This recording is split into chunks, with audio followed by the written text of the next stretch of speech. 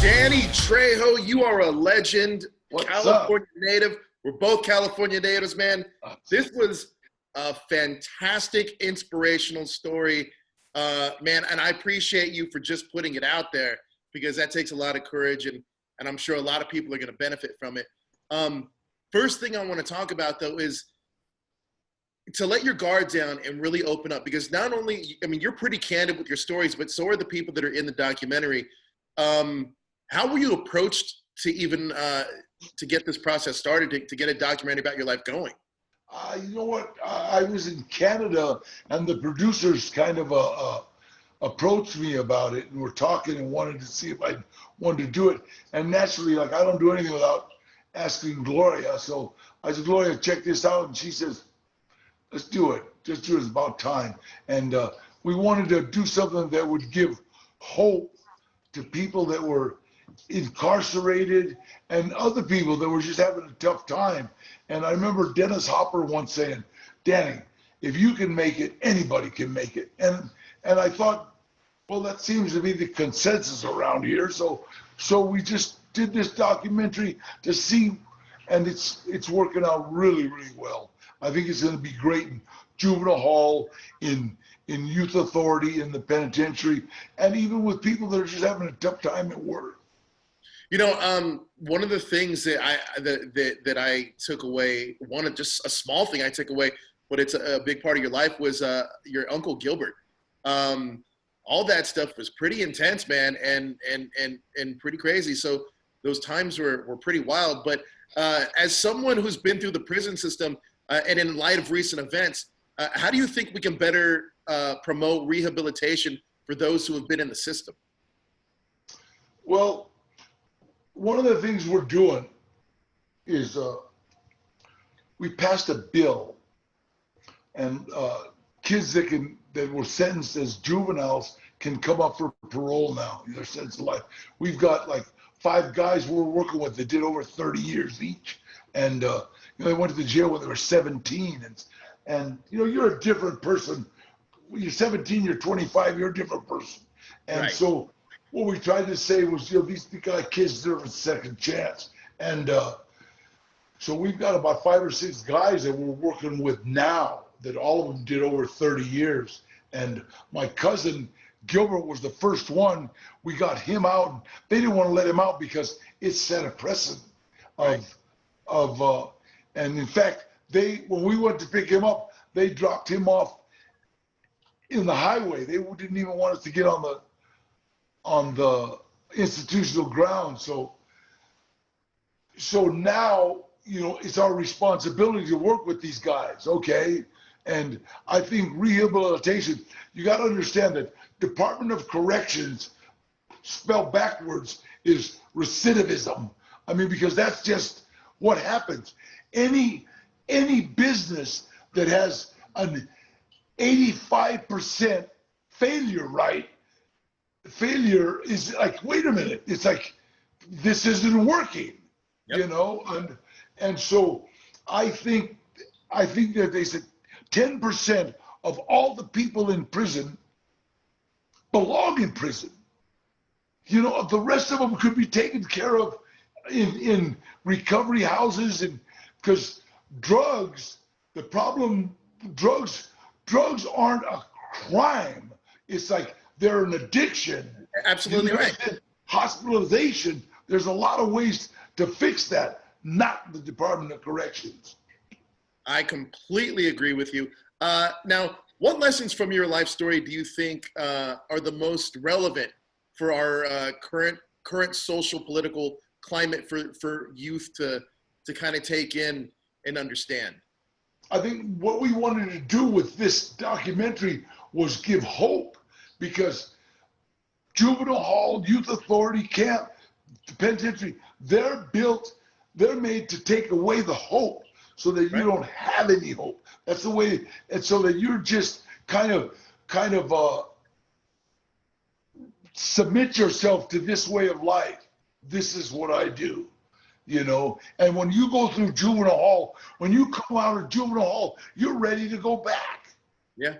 And they give you this probation officer to make sure you go back. And then You know, that's all. It's just you look at most of the people in prison that belong in prison. They started in juvenile hall, youth authority, blah blah blah blah blah, all the way up. There was Right. no stopping point in the middle, and I think that's what this is. This is a hope stopping point.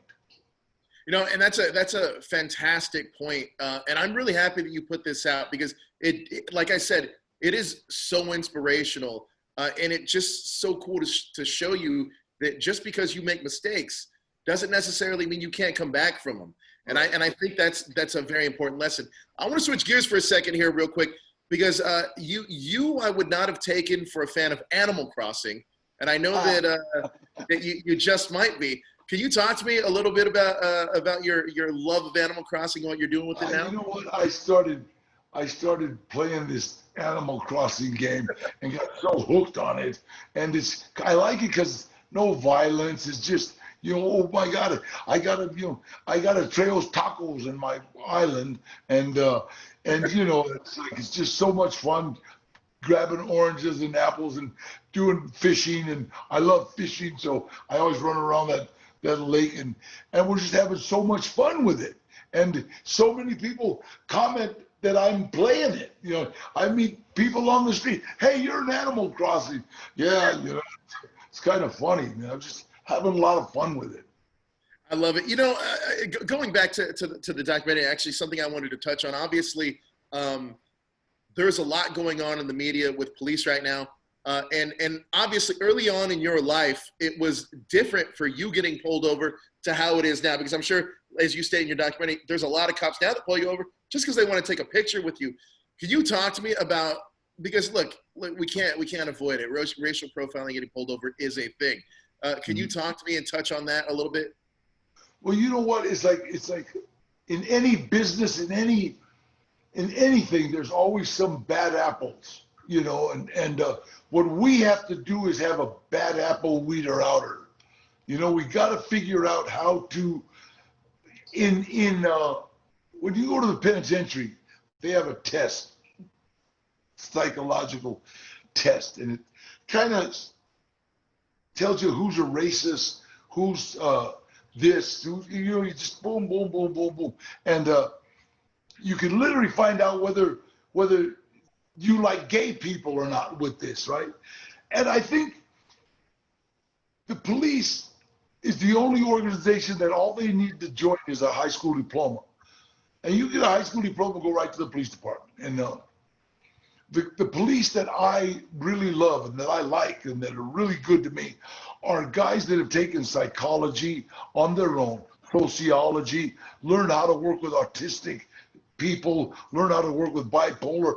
These guys they're on top. They know, you know, they know you don't approach an autistic person trying to gain control. You kind of say, hey, hold on. You know, there's ways of this. The biggest problem that we have is that the police are trained to get control. You have to get control. And sometimes if you're dealing with somebody banging their head against the wall, you're not going to get control. You know, you've got to figure out a way to stop him from doing that. And so once you get the bad apples out, because there's no way that, you know, that we can't be without a police department. There's no way. Right. There is no way, you know. But we've got to have a citizens group, somebody that checks out new recruits that, wait a minute, keep this guy on a desk, you know. And if that's just the way it is, you know. It's like I don't in these protests, nobody got arrested between the hours of 10 a.m. and 5 p.m. Everybody, see, because we know, we saw it. It's like van loads of people from out of town started coming to riot. You know, and so it's like, wait a minute, we've got to be able to do that. What protests have to start doing is policing themselves. Policing themselves. Wait a minute, nobody's throwing rocks. Nobody. If you are, get out of here. Absolutely. Well, I'm sorry, Danny. Uh, amazing, amazing, inspirational film. I can see your passion coming out right now, man. I appreciate everything that you've done for this. And now I'm going to enjoy my Tuesday at Trejo's Tacos. So thank you so much. Awesome. Thank you. Buddy. God Take bless care. you.